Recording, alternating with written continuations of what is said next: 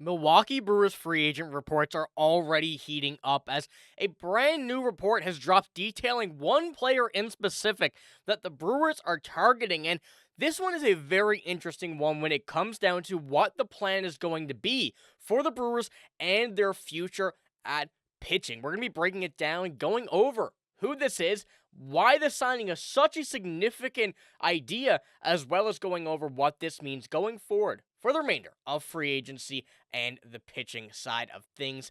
Ladies and gentlemen, we have a lot to break down here in today's video. Before we do jump into it, I ask you one favor. So if you haven't already, be sure to hit the sub button. Join me here on the channel. We're covering everything Milwaukee Brewers, and we have a lot of stuff coming your way with free agency already well underway, and we need to jump straight into this one here. And it's first starting off with a report with a headline going over the Brewers are predicted to reunite with their former second-round pick in this offseason.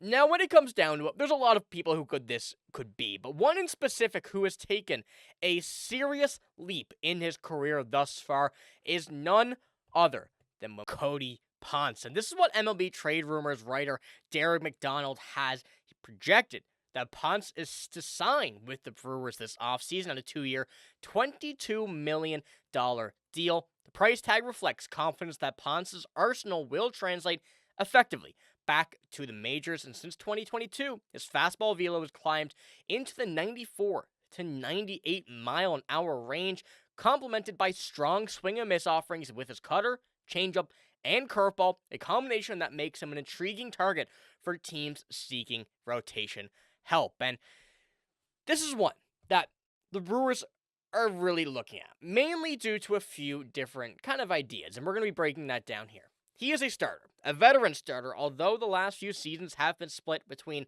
Korea and Japan. He has been a phenomenal pitcher. More than phenomenal, I think actually a better way of putting it when you go and really take a look at his stats, how everything has come down to it. And when you go take a look at his most recent season in the KBL, he was 17-1 with a 1.89 ERA. Just some incredible numbers. And even going the past couple seasons before that, splitting up with the Pirates here in 2021. Going from there and then down, he has gotten better every single season, going 0-6 in that with, a really bad ERA, 7 ERA. Don't want to touch too much on that, but gotten gotten quite a bit better over the past few seasons, and this year in the KBO really showed what changed, what worked, how he became where he is now, and is eyeing an MLB return. And with what the Brewers are looking at, how they're looking at their starting rotation, how the bullpen is looking, there's a lot of questions surrounding that. There's a lot of big names out on this market as well, which we know the Brewers likely will not jump into that. We kind of wish we would see a Tarek Skubal or whatnot, someone along the lines of that. But when it comes down to Cody Ponce, it's a pretty solid price tag. 2 years, $22 million, $11 million AAV. That would still be a significant piece for this Brewers team on the price tag, but when you're looking at the rotation, there's a lot of offerings here. First of all, Freddy Peralta, assuming he does not get traded, will still be the ace here.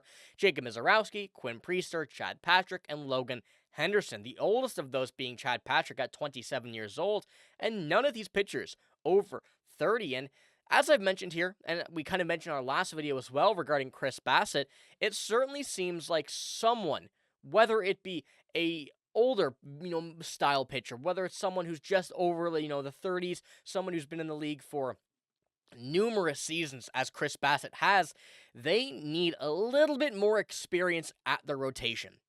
With going through who has been here in this rotation, Chad Patrick is really the only one with major league experience apart from Freddy Peralta. So you want to have some experience, whether that is in the major leagues or in this case, when you're looking at a Japanese league as well, that will equal up to what this Brewers team is looking for regarding experience. And especially this season, when you're looking at what Cody Ponce has done, he is someone that is at a very interesting part of his career and trying to make his way back to the MLB.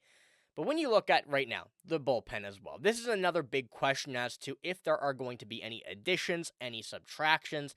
Additions, more importantly, in my mind here, But at this point right now, when we go back to the rotation and through the bullpen, there's a lot of names here that we may see, have an appearance starting. We saw that with Ashby. We saw it with Grant Anderson here at the latter half of the season, and many other names have shown that they can come into here. But when you're still looking at this, there's not very many older pitchers. So getting any bit of experience, any bit of veteran, performance you can get, while adding these stats here from Ponce, it's one that I think is a very intriguing thing to look at when you're at a point where you don't want to spend a whole lot of money, but you're on a rotation right now where you need to add at least one more. And if the Brewers were looking to allocate what money they're willing to spend elsewhere on this team, Cody Ponce will be a very good and optimal target. And with that 22 million dollar deal, that projection, there are some players where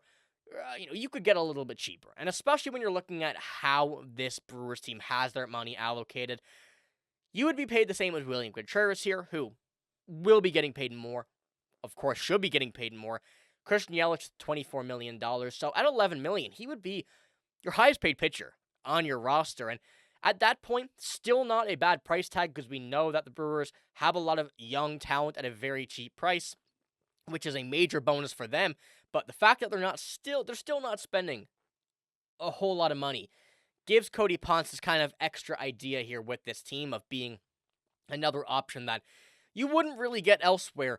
But there's also a running risk that you have with this when you look at the rotation. If he does end up going back to these numbers here that he had in the last time in the MLB with Pittsburgh, going through AAA, even in his earlier years overseas, still not great. 517, 6-9, 5-8, 487.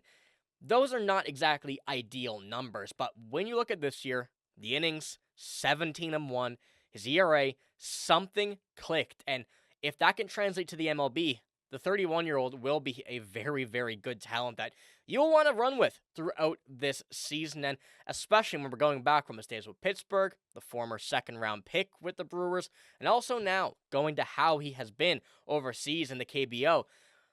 There's a very interesting target for the Brewers that you may run a little bit of risk, but at this point right now, a lot of teams will likely be looking for his services, and if you can get him at a cheaper price, you definitely do it. You give him the option, and there's also that safety net that you have from his most recent season, but also having MLB experience beyond what would be this season. So there's a lot of questions here, and I want to know what you guys think. Would Cody Ponce be an option for you guys here as a starter? Wouldn't likely, in my mind, at least be a number 3. I would have him as a 4 or 5 and give him that opportunity to be promoted if he can show that he's at that level and can remain at that level. But as of right now, I'm curious to see what you guys think about a signing like this, where it's not a huge name, but it certainly is going to be off the radar a little bit, but there are teams that are certainly looking at this player. So let me know what you think here in the comments below. But this is all I have in this video. If you did enjoy, give it a like, hit the sub button as well. I'm signing out, though. Thank you for watching. Hope you have a great day. See you later.